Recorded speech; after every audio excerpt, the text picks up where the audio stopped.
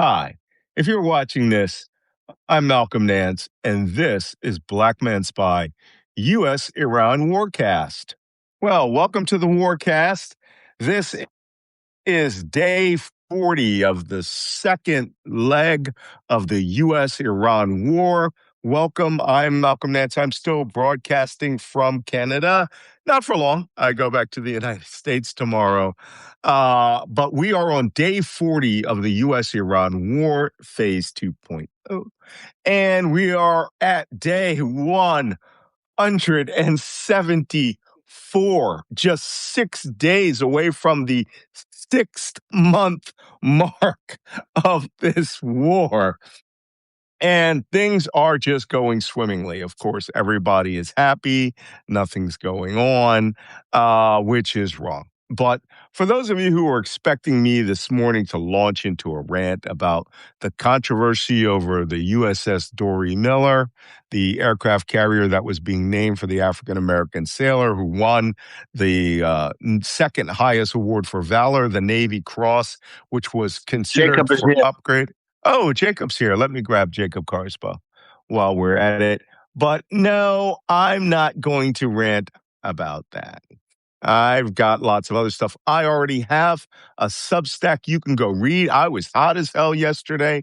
You can go read my Substack about the Dory Miller. And then for those of you who didn't notice, hey, I was on CNN last night on the Laura Coates show. So you can go to CNN.com and look up Laura Coates show last night. And I was on with the great grandnephew of Dory Miller, who went to the naming ceremony for the Navy. And he was a incredibly eloquent young man who spoke passionately about his great-granduncle's sacrifice when he died in World War II. A lot of people don't realize Dory Miller did win the Navy Cross, but he was still in the Navy. And after a war bonds tour, he went back to sea on the USS Liscombe Bay, a small Jeep carrier. That's what we call these small, tiny aircraft carriers. It was hit by a torpedo, and the ship sank with 644 out of 900 men drowned, and Dory Miller was one of them. The ship sank in 23 minutes. That's no time. That's no time. The bombs and torpedoes and other things that were stored in the ship went off. So, somebody saw it. They said I did a good job on CNN. I was pretty shouty, but I did not use any obscenities, which is a miracle for me. That being said, let's move on. We have to move on quick today. I have to leave at 9:45. I'm going to leave Jacob and Wajeeh here to talk. After that, I'll be off camera, but I'll be listening like I do when I go overseas. I have to go back to the dentist. As you know, I lost a crown, and now I'm having a deep cleaning done today. And then I go back to New York tomorrow because it's better in Canada and people are nicer. Okay, Wajeeh, can you give us a quick recap of oil? Because according to Scott Bessent, oil prices should be crashing. I don't know about that. WTI went all the way to $87.12 as of this morning. Brent crude is all the way to $94.21. It was $95 earlier. Marban is at 103.15. And OPEC is sitting at 91.27. Prices are shooting up. Markets are waking up to more shortages and understanding that there is still no agreement. The Gulf states have informed Trump that there is no U.S.-Iran talks until the Omani-Iranian talks are over, because to them, getting their oil out is more important. Of course. So And welcome. Secretary Bessent's analytical abilities are, lackluster. Well, welcome, Jacob Carsbo, Danish intelligence officer extraordinaire. Glad to see you could make it today. Right now, the entire depth of what we almost have to start a third count, right? We are technically in day 12 of the U.S.-Iran financial war or economic war, as the Treasury Secretary's Scott, as the Treasury Secretary Scott Bessent calls it, right? They announced Economic D-Day. Was that 2 days? It was yesterday. Yeah. So in theory, we're on day 2. But Scott Bessent announced that 12 days ago that the United States was starting to implement this murderous economic policy against Iran. Excuse me. And yesterday, he made an amazing statement. He made several amazing statements, but the first of which was the goal of the economic war against Iran, which launched with a economic D-Day, is regime change. He expects to create conditions so horrible for the Iranian people that the regime will collapse. That's his words. So the regime will collapse. Good luck, Good luck. Scott. Good luck, Scott. Yeah. What do you Yeah. guys think about that? Yeah, I mean, the thing is, what this does, this is something that'll push the region towards more conflict, more war. Because the Iranian regime isn't just going to say, okay, then we surrender, and the Iranian population isn't going to rise up and kick them out of Tehran. That's what they think. So it's not going to happen, and what they're going to do is, like we've seen in previous rounds, they will start, striking targets, and then they'll say, well, it's because of the presence of the Americans in the Gulf states, etc., etc. So we're likely to have another round. No, Yeah. that's insane. What do you think, Waj? I think that the administration wants to do one thing and one thing only, and it wants to break a horse that is unbreakable. Mm-hmm. Have you seen an unbreakable horse, a wild horse that you try to break over and over again, and it throws everyone off of their back off? If Afghanistan was called the graveyard for empires, and Afghanistan is considered a playground compared to the mountains of Iran. Of course, smaller. Iran, the United States did not even consider putting troops on the ground. Do not consider having its boats next to the Strait of Hormuz because the damages are unthinkable. That's just unacceptable risks. So the reality here, even the U.S. at its might cannot take Iran down to its knees.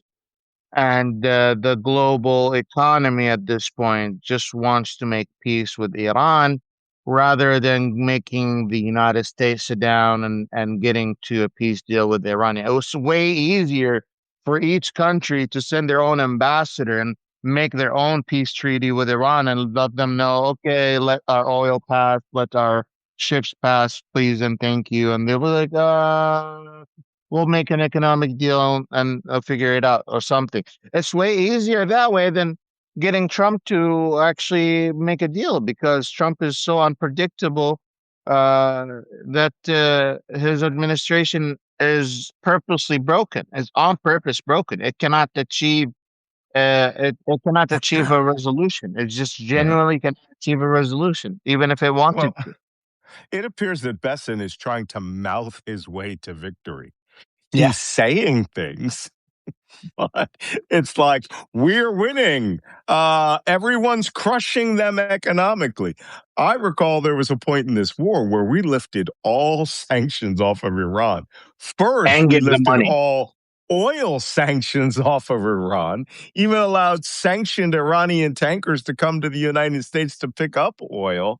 They earned, as I understand After it, the Versailles Treaty. The Versailles. Yes, that's before that. Remember, early in the war, they were like, oh my God, we got to keep oil flowing no matter what. And then the Versailles Treaty came, right? The Treaty of Versailles, where the United States essentially surrendered to Iran, lifted all sanctions, blah, blah, blah, blah, blah, then reimposed all of that. It's ridiculous. But so technically, because I was reading Brett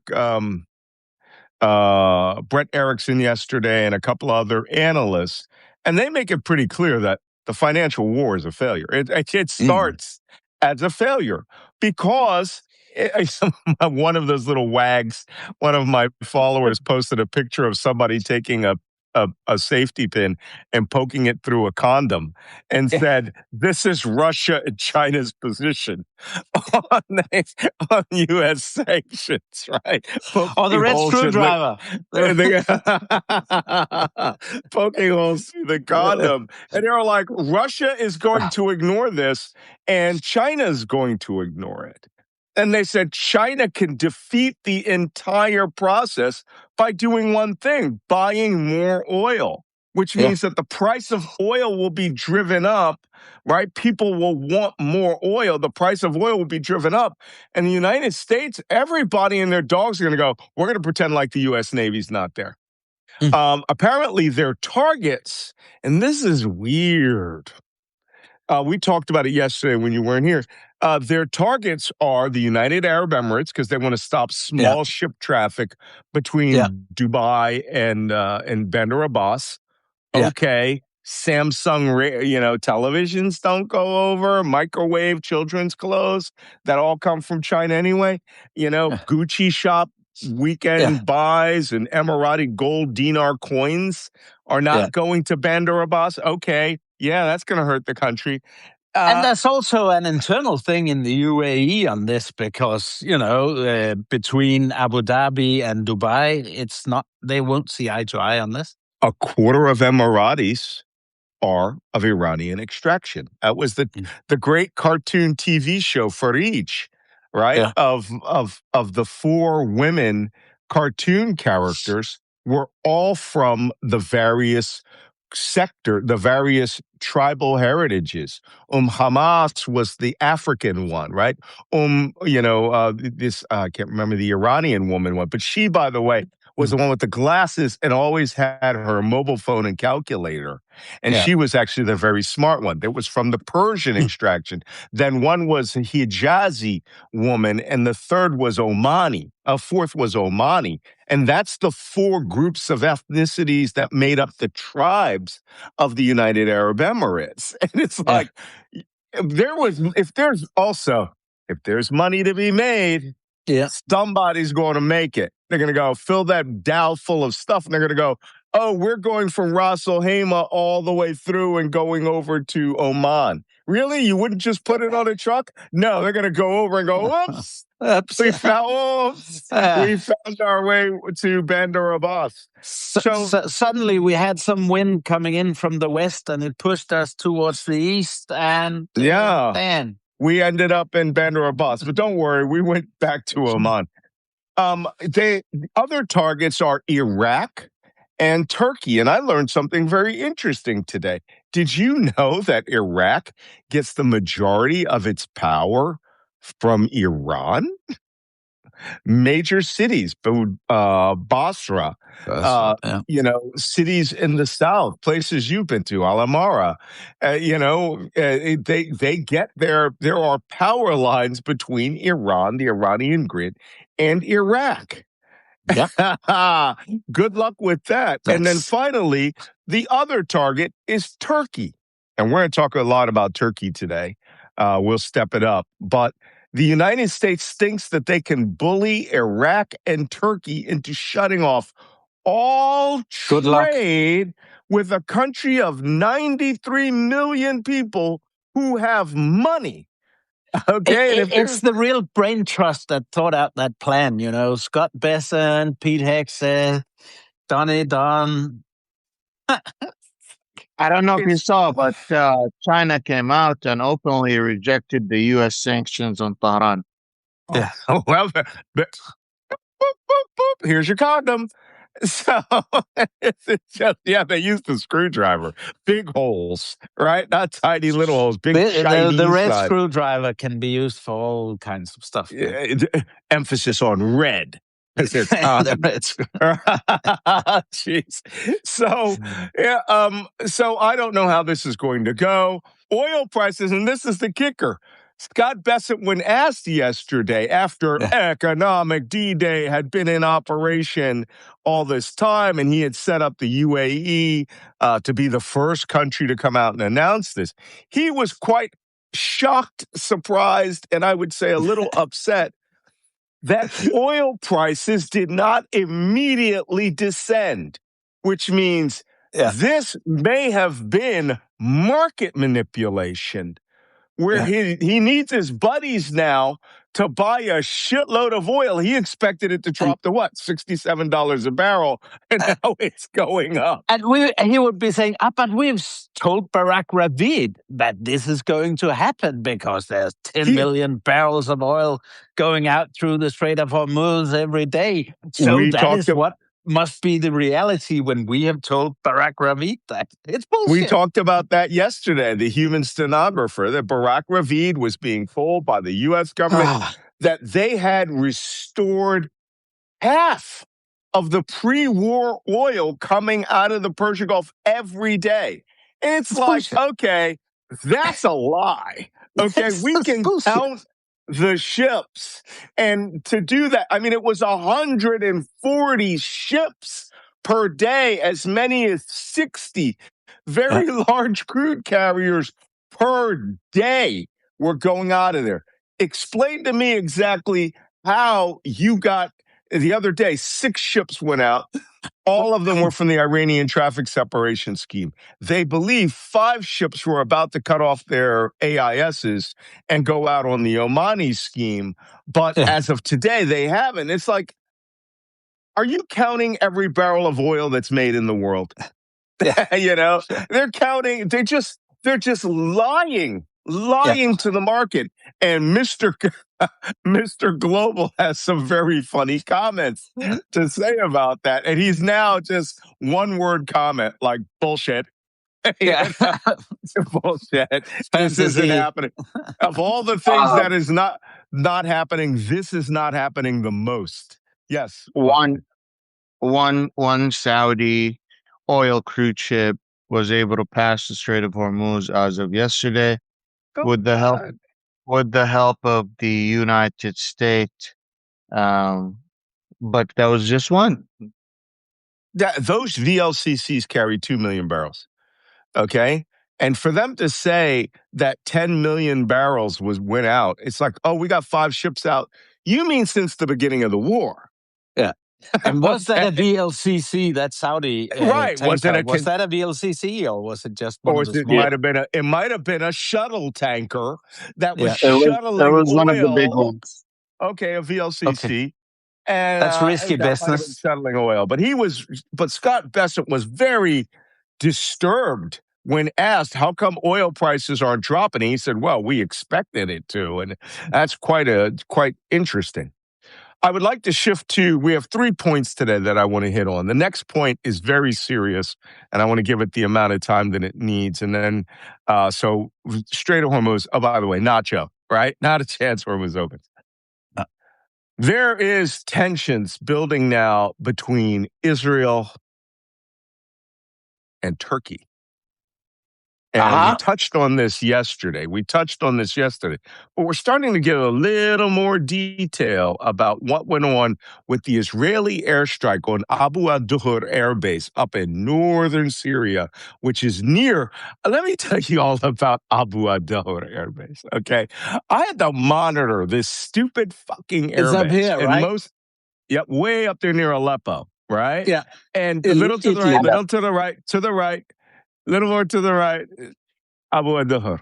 And you're like, that base in the 80s, 90s, 2000s was a fucking air training academy. It was where the L-39s, MiG-21 basics, right? MiG-21s that are on display in museums in Vietnam from the Vietnam War are still flying out of Abu ad-Duhur Air Base, right? And it was just like, of all the air bases I did not have to concern myself with, Abu Dhahr was one of them, right? This isn't like the big MiG-23, MiG-25 fighter bases that were, down in the South where, by the way, full disclosure, in my memoir, I am allowed by NSA to talk about our monitoring operations of the Syrian Air Force because it doesn't exist anymore, right? Yeah, exactly. Call signs, frequencies, the whole shebang. But the Israeli Air Force had dominated that place for decades. I can tell you right now what time of day it is, what Israeli Air Force flights are flying over Lebanon right now. It's just like clockwork. Same thing with Syria. But when the revolution happened, when the war happened, the big fighter jets were either shot down by the Israelis or destroyed in Israeli airstrikes or taken in part of the rebellion. And all of the major air bases in Syria ceased to exist. They're there, the runways are there, but they don't operate. They're people, goats and shit are walking all around them. The runways are destroyed. Yeah. So, the aircraft are in pieces. But Abu Dhahr managed to survive. And the new Syrian government, with the encouragement of the Turks, started flying, retraining pilots out of there because it was the Air Force Academy up there, right? And shit-ass aircraft, right? Su-22 fitters, very ancient MiG-23, probably MiG-27 floggers, right? These are strike aircraft. Not worth anything. The Israeli Air Force could use training aircraft to shoot them down.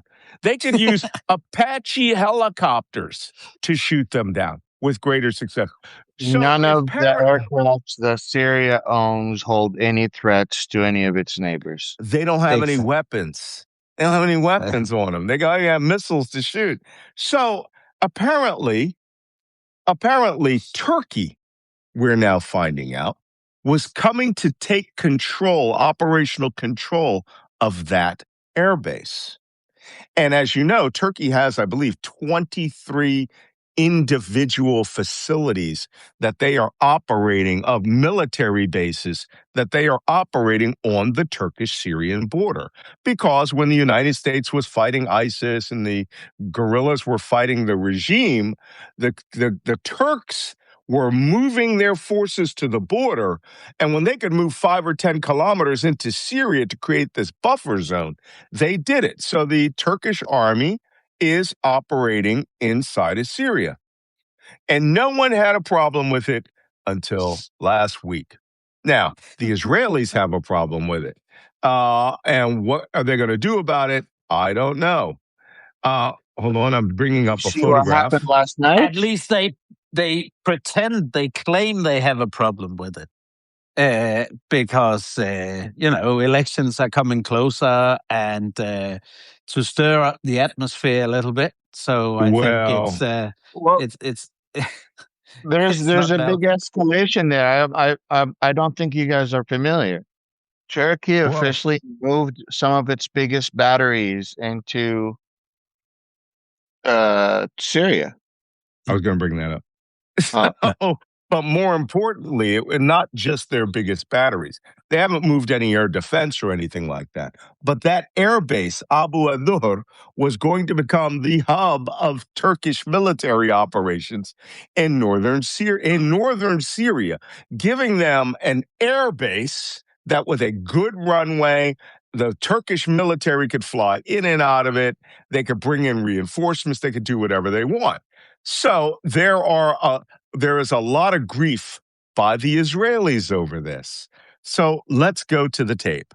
Apparently, in a all-of-government effort, the Israelis are making it very clear that they will not stand for Turkish interference in Syria or the Turkish forces moving any closer to the Israeli border, which is about 400 miles away. What are they going to do? Over desert. Now, full disclosure, I can't explain why. I am still within a 25-year non-disclosure agreement. Let's just say I know what the road from the Golan to Damascus, 3/4 of the way up to Aleppo looks like. It's a fucking billiard table. Yeah. Okay, I have driven that route, or have been driven on that route. It is a billiard table. There is nothing there. It's flat as a fucking rock, a sheet of paper. And Yeah. so, you can see someone coming literally 400 miles away. And I think the Israelis have got it into their mind that because they used to have great relations with the Israelis. One moment, watch. They used to have Yeah. great relations with the Israelis. As a matter of fact, I believe that the Turks, Israelis and Turks still exchange almost $1 billion of sales and revenue. Israelis used to be able to go to the Turkish southern coast, right? Yeah. And places like Adana and go on vacations up there.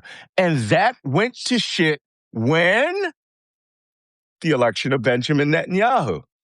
Yeah. And now Israel And sees also Turkey. Erdogan, Well, taking his a coup different d'etat. line than where the Turks have been historically. Sure. His supporting, because they were thinking Turkey was still operating under the shadow of Ataturk as a secular nation, not emphasizing Islamism and all that. And Erdogan, of course, Islamicized Turkey, had a fake coup d'etat, and then, hardlined himself to where he really is an Islamic ruler. I mean, this is a guy who sees himself as a dynastic successor to fucking, Muhammad the First, who took Constantinople when it was Istanbul, or it took Istanbul and turned it into Istanbul when it was Constantinople. So Israel has some harsh things that they would like to say, starting with the lead guy that they let be their point man is Minister of Defense Israel Katz, who said they warned Turkey, right, to stop supporting Syria and to stop moving your forces towards Israel. Okay, I'm in Canada. This would be like me in Montreal, Canada, saying, stop moving your forces towards Miami. Because every step you take across that border, when you go to Plattsburgh and you use the Starbucks and the Chick-fil-A, we're going to take that as you encroaching and moving towards our territory. And that's what's happening. Israel is now taking a strategic position to where everything between Israel and Turkey is now a battlefield for a future war. Shalom, shalom, Habibi in Israel. You need to wake up a little bit. You need to wake up. Who are you talking to? Habibi, I'm talking to the Israelis. Shalom, Habibi, wake up, Is wake Dan up. here? I need to understand. I need to understand. You are expanding everywhere. Yeah. You are attacking everyone. And Turkey is just sent to defend and reinforce their forces. What is your business? Yeah. What is your business? Why are you so sensitive? Are you projecting? You must be. Look, my brother, my friend, they already have Turkish coffee. They already have Turkish delight. What more do they want to do? What can they do? Another component of this is Israel is starting to exacerbate things by allowing those crazy fucking settlers to run down the east side of the Golan Heights into Syria and to pretend like they are going to seize and settle that. And so when I Because watch the Syrian guys, Islamic government is hunting the Druze, is what they claim, the fucking Druze are over in Dara. I've been to Dara. I have friends in But Dara. it's bullshit what they're saying. That's like saying they're in. I'm still here on the Montreal border, but you're like, I'm in Miami, but I will protect my friends in Cleveland, Ohio. What? Yeah. Your friends are over there. Why are you popping up with settlers with rifles in Syria and then antagonizing the Syrian locals? But I think the Israelis see it as a strategic game where anybody, any movement of any Arab force, particularly in this case, the Ottoman Empire, or the is a move on Israel. And so, listen, but wait, there's more.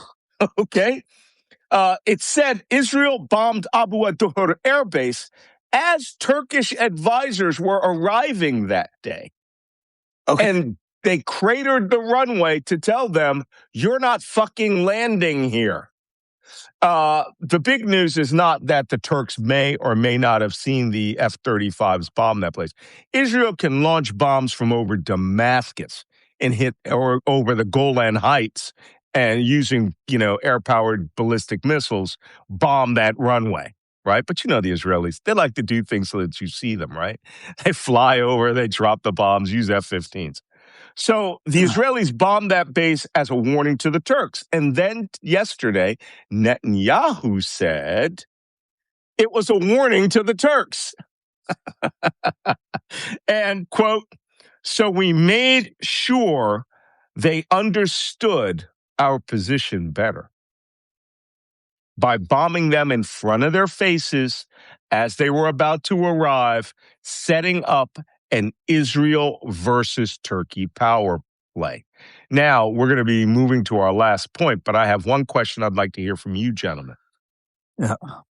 Israel, according to the writing from Israeli news sources, is trying to position themselves to where they could strike Turkish forces in Syria or deter them with force without Turkey invoking NATO Article 5, that a member of NATO has been attacked by an outside force. How does that work? Jacob, what do you think? You're in NATO. I'll say as long as it's in Syria, the Turks can't go to the North Atlantic Council in Brussels and say, we have been attacked. So there's a difference between Turkish forces in Syria and Turkish forces in Turkey. So I think, from that aspect, it doesn't really. But again, the argument brought forward by Netanyahu, and I won't say Israel because I can't believe that the majority of Israelis will really take this nonsense. I hope not, certainly. But the arguments are like, it's like listening to Putin saying, we have to take this territory because they're threatening us. Well, you will find this. You'll find this amusing. The places that Katz and company have indicated that they could strike Turkish forces without invoking NATO Article 5 would be Turkish forces in Syria and, ready for it, Turkish forces in North Cyprus, which, of course, would start a fucking war with Greece, all right? You start the goddamn, Athens Trojan War again. We just saw the fucking Odyssey. Why did the Israelis think, hey, that's a good idea? Was that a statement by Katz or who? Who? Hold on, I'll find that. It might have been, no, that was Ben Gvir. I'll get you the actual. Ben Gvir. I just had Piotr on my podcast, and I asked him, what if literally Israel attacks NATO? Like, not NATO, attacks Turkey, like straight up, not in Syria. Is NATO going to step in? I don't care if they invoke it or not. If they try to invoke it, is NATO going to do any shit? He says no. What are they going to do? So, like, again, this is really starting to show how NATO is starting to break apart, even though it is an agreement between nations. Once one of the biggest allies and the drivers drop the ball, everyone else starts dropping the ball, in my own opinion. And Israel is one of the weak points for NATO as well. They all have a soft spot, except for Spain at the moment. They all have a soft spot for Israel. And I don't think anyone really cool. Tell me more. It's cooled a lot. By most Europeans, even Germany is very critical, and that takes a lot for Germany to get critical on Israel. Let me ask you this. Yeah. Do you believe that if Turkey was attacked directly by Israel in Turkey, is NATO going to react or not? Or just going to write a letter of condemnation? I think it's very hypothetical. I doubt that the Israelis would attack Turkey proper.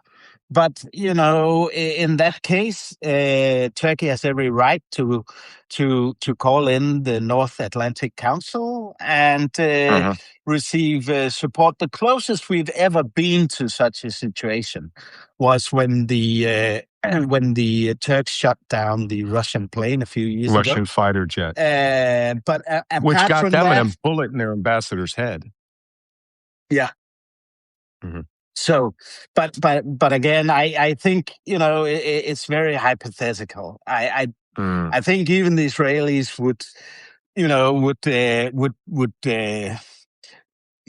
ask themselves twice: is this really a good idea? I can see stuff going on in Syria. I hope so. I can see crazy stuff going on in Syria, but this is actually NATO's second largest army. So I think this belligerent rhetoric on the part of the Israelis. Let's see. Let's Did see you how see Well, far they'll by the push. way, Mike Huckabee came out? wait What's one that? second. By the way, the source of this story of Israel viewing Turks in Syria and Turks in northern Cyprus as legitimate targets that would not invoke NATO Article 5 came out in Israel Hayom newspaper, English, on August 20th. So you guys can go look that up. But they said Jerusalem has studied only how NATO's Article 5 operates, but where it applies. The treaty protects Turkish territory. Turkish troops do not carry that territory with them into Syria or occupied Cypriot soil. So there are people who are wargaming a Israel-Turkish war, which, okay, enough about that. I just wanted to put this out here. This is where Israeli strategic thinking at the highest levels of government is now. Is to view now, they think that they've neutralized Iran and the other countries, that the last major Islamic country in their way is Turkey. I don't know whether they heard about the Mecca agreement, but the Mecca agreement goes three ways, right? And Pakistan has 50 to 100 atomic bombs. So this is all crazy talk. Okay, well, last thing I want to talk about today, and then I've got to bebop out of here. Yes. Mike Huckabee came out and said settlers will be put on blacklist from traveling to the U.S. That will be interesting. I wait to see that. Yeah, the U.S. policy has sort of changed with regards to settlers. Somebody says, Wajeeh, I'm supposed to let you finish, but I think you were actually saying what I had just said. You raise your finger if you need me to stop talking. Last point. I tried to get over this for the last 3 days, and we couldn't because crazy shit just kept popping up. Libya. Crazy shit is happening in Libya. We already saw the attack on the Zawiya. Oh my God, Libya. Good God. Full disclosure, you guys know that I was in Libya during the revolution in 2011. I was in Benghazi, worked that whole thing there. And as that joke goes, the one guy I was told not to have contact with was a man by the name of Khalifa Haftar, because he would not appreciate my role in having him, abandoned in Chad. I think I know back what in you're the going to mid-80s. say now. Come on. There's a bunch of things I'm going to say. Russia meeting? Well, there's a lot of Russian things going. No, there's more than that going on. Okay. That leads into yesterday's meeting. Apparently, Eastern Libya, a group that calls themselves the LNA, the Libyan National Army, is led by former warlord Khalifa Haftar. They operate everything from the city of Sirte, could you point to Sirte, which is there, left a little more, right there, to the west. I'm sorry, to the east. Everything from there to the Egyptian border. That is the territory of the Libyan National Army. This happened because after the big Benghazi incidents in 2011 and 2012, the war, Khalifa Haftar, who used to work for Muammar Gaddafi and was abandoned in Chad, suddenly showed up in a place called Langley, Virginia, where he took up residence for several years. It's an actual village, Like by the way. what sometimes happens, you It's an end up in actual Virginia. village of Langley. I've been to Langley dry cleaning. So anyway, go down one street, turn right. You know that where you happens are, sometimes. Right? Yeah. So Langley dry cleaning. Khalifa Haftar lived there for years and became a paid U.S.-backed dissident to Muammar Gaddafi because Gaddafi had abandoned him in Chad back in the mid-'80s. And so anyway, Khalifa Haftar killed his rival, Abu Bakr Yunus, who was the former minister of interior and the person, well, I don't want to get into it. Let's just say I knew Abu Bakr Yunus. So he killed him and then took control of most of the rebel groups in eastern Libya as Muammar Gaddafi went down and was killed in the city of Sirte next to Gurdabiya Air Base there. From that point, Khalifa Haftar, with the backing of the United Arab Emirates for all of his armored personnel carriers, vehicles, weapons, and equipment, and the Egyptians with the Egyptian Air Force, took control of half of Libya, everything from Sirte to the east. Then they brought in to the east, the other way. There you go, Egyptian border. Then they brought in Russian mercenaries at the insistence of the United Arab Emirates, who brought in PMC Wagner. The problem with PMC Wagner is when you go south of that coast, it's tribal territory. And the tribes and the Islamic extremists down there. I'm sorry? And they hired child soldiers from Sudan. Oh, that comes later. There's more. There's way more to this story. And they're running training camps down in Kufra to the southeast for the Sudanese rebels right there. They're running training camps for the RSF forces that are now fighting and have split Sudan in half. The RSF, which was a rapid response force that was established by the government and backed by the United Arab Emirates, has created a civil war in Sudan. And they train in Libya. But I'm getting ahead of myself. The Russians were defeated in Libya by militant Islamic forces and the Western security forces that are backed by Turkey. And until a month ago, the United States. But now, apparently, the United States has thrown its lot in with Khalifa Haftar and the Eastern Libyans, and they had invited in a month ago quietly Khalifa Haftar's son, who I shit you not, his name is Saddam Haftar.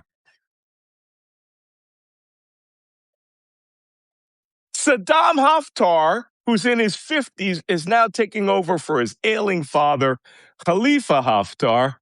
And Saddam met with Marco Rubio a month ago and gained the United States support for him becoming the president of the Libyan Presidential Council, which would essentially give Khalifa Haftar the Libyan National Army, the United Arab Emirates, Russia, and the Egyptians control of Libya and its oil. Now, fast forward to yesterday. And that would fast track Donald Trump to the Nobel Peace Prize, right? Yeah, well, it would also give the brand new Libyan oil, which was about to go to Italy, to essentially Russia. Moving you know what forward. must piss him off? Because Zelensky just got nominated again. Of course, he always gets nominated. He deserves it. Okay, Malcolm, what else happened? Well, the Libyan National Army, which runs all of eastern Libya, announced that they are giving Russia control of 6 air bases in Libya, starting with the largest base at Sirte, one that caused me no level of consternation, Gurdabiya, the Libyan strike and fighter interceptor base at Gurdabiya. Huge base, double runways. Also, Matana Sarah, way in the south in the tribal area. Just go straight south of Gurdabiya. You'll see Matana Sarah down near the Chadian border. Matana Sarah. It's not on here. Kufra. It's not. You know why? Because it's the size of your screwdriver. Matana Sarah. Jesus, you couldn't fly. If you didn't have propellers, you couldn't get into Matana Sarah. Such a tiny ass base. The point is, they are giving Libya 6 strategic bases that will essentially give them control, giving Russia 6 strategic bases. And to seal the deal, Saddam Haftar showed up in Moscow yesterday and met with who? Who did he meet with? Vladimir Putin. Yeah, it was Putin himself, wasn't it? Putin himself. Met with Saddam Haftar. So it appears that there is a U.S., United Arab Emirates, Russia alliance going in to control Libya and Libyan oil. Here's what else they'll control. And the who won't be pleased? Thousands. Who won't be pleased about this, especially? Another guy we were talking, but another guy we were also talking about just before. Who's that? Erdogan, yeah, because he was pretty much controlling Western Libya. Yeah. Right? And suddenly his refinery blows up. Yeah. So this is fascinating. This is the United States.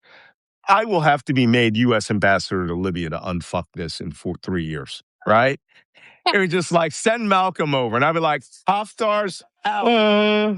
Yeah. Can I get an advisory role, perhaps? Yeah, sure. That'd be cool, man. Special advisor to unfucking Libya. That will be your job. Okay, listen, guys, I know this was relatively short. We're going to go to questions. I will answer your questions later today when I put them up on Black Man Spy, but we have to go early, 15 minutes early. So thank you for coming to this episode of Black Man Spy. Now you got the big news of the day, financial warfare, Israel war with Turkey maybe, and now all of Libya has been jury-rigged by Marco Rubio, Mohammed bin Zayed, and Vladimir Putin. It could only get worse. Saddam Haftar. New name you can put. Not hard to remember, not hard to forget. So Wajeeh, thank you for coming. We'll see you tomorrow. Yes, I'll be here, and I have my interview today with Professor Deborah Shushan at 11:30 Eastern, 10:30 my time. All right, Jacob, we'll see you tomorrow. See you tomorrow. Yeah, I can make it tomorrow. Okay, guys. Great. Talk to you all soon. Take it easy. Bye-bye. See you then.